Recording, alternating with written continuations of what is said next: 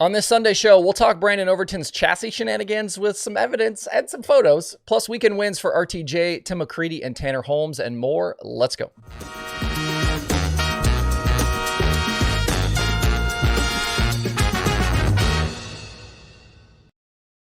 It's Sunday, February 4th. I'm Justin Fiedler. This is Dirt Tracker Daily. We're going to start first today with action at Screven for Winter Freeze, and we're going to start there for a very specific reason, and that's Brandon Overton.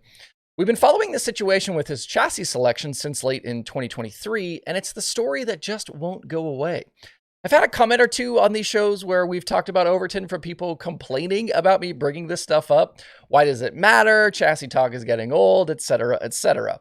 So if you're one of those people, maybe skip this section on the video or catch me on the next one. For those of you who don't hate fun and a good story and are down for a little intrigue today, come along with me. We've already previously documented Overton's late 2023 switch for a night from a Longhorn to a Team Zero car.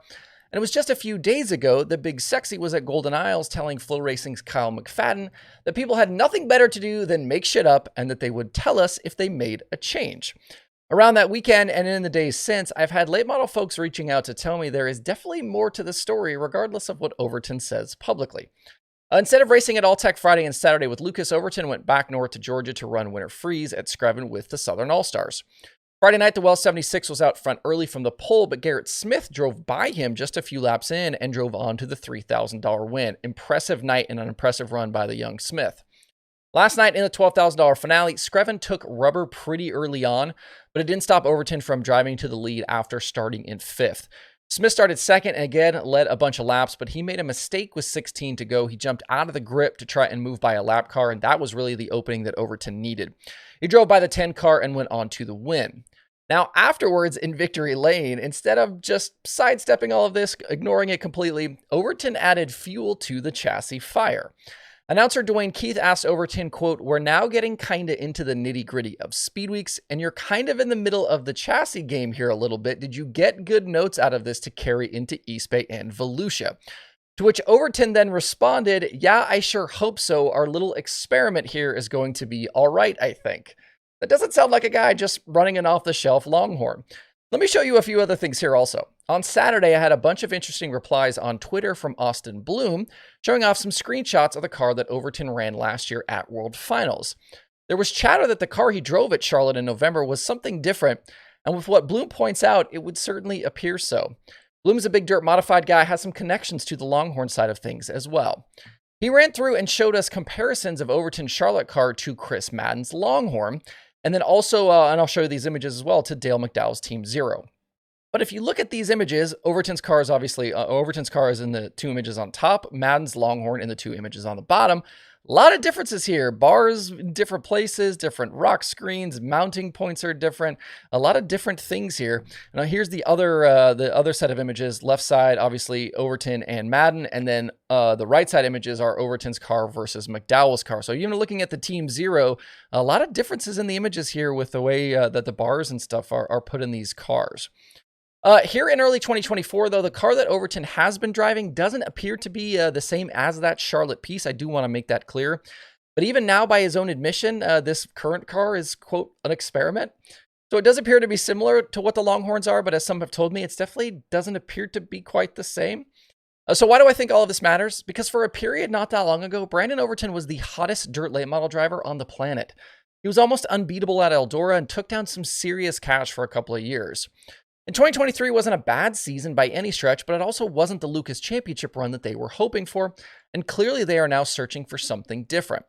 The season going well or poorly could very well hinge on these choices, and things seem to be off to a pretty good start here. Third and fourth at Golden Isles against Lucas, and a second and a win at Screven with the Southern All-Stars. Stay tuned. Sticking with late models, two very different nights at All Tech Friday and Saturday with Lucas. Track prep issues Friday led to multiple delays through the program, which led to some unhappy people.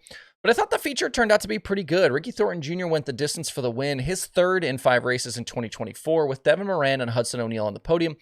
We did have a strange moment during the cooldown where RTJ piled off into turn 3 to try something and nearly knocked a wall down.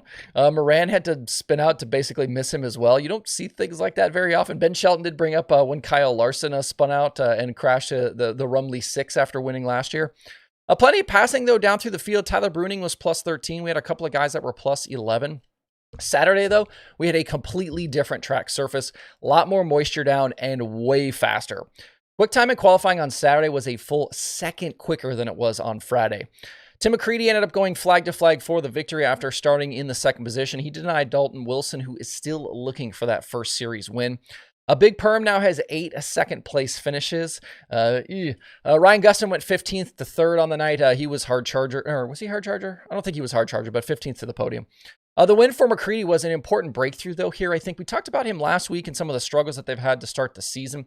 He did technically win twice with Lucas in 2023, but both of those were split field prelim wins, one of them coming at Lernerville, the other one coming at Muskingum County. His last full field Lucas win was actually in October of 2022 at Talladega, so it's been well more than a year here between wins for McCreadie. We'll see if they can carry that speed this week into East Bay. Through these first 6 races, Devin Moran, the only driver to finish top 10 every single night. RTJ has the most top 5s with 5, and he probably should have had 6. But hit the wall late last night. He broke the J-bar. He was done for the night. He was running 3rd at the time. As for tire information, the Flow broadcast continued to use it both nights at Alltech, kind of sprinkled in through the features. I hope it continues because I think it's a valuable piece of information for the fans that are watching and how these races play out. The haters in my comments keep saying that Nextall wants setup and shock build sheets. And that's basically just a completely ridiculous response. Tires and compounds are easy to understand. I'm not interested in any way in setup information, so don't be ridiculous. Several major forms of motorsports share tire selections with fans via the broadcast, and I think this is solid progress here for dirt late model racing. The Hunt the Front guys are talking about incorporating it into their series for 2024, with even the potential of on-screen graphics. Couple of other notes here. Against what we saw online late last week, several drivers did not go to Screven, instead deciding to race with Lucas. They included Tanner English, Ryan Gustin, and Cody Overton. Overton and Gustin have declared for the Outlaws, but this keeps English's possible Lucas bid still alive. It's been a battle for those guys early as they're still looking for a top 10 finish, but they could still potentially run all season.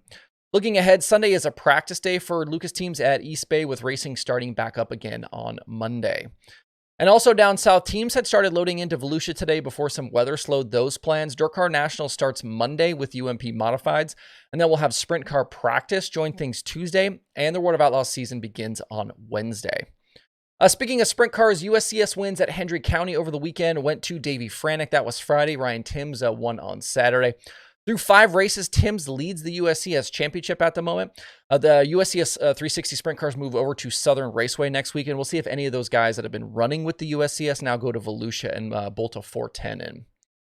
Before we close out, hat tip to our friend Tanner Holmes on his big $10,000 Outlaw kart win on Saturday in Reno. He topped a feature that also included Jesse Colwell, Landon Brooks, Colby Copeland, and Tanner Carrick. They had a big weekend out there, a lot of karts, a lot of money that they gave away. Also, hopefully Tanner's sister Carly heals up quick. She had a nasty crash that led to a hospital trip and a very injured ankle. So hopefully she gets well soon. That's it for the Daily Show today. Hope you guys have a great rest of your Sunday out there. We'll see you right back here tomorrow.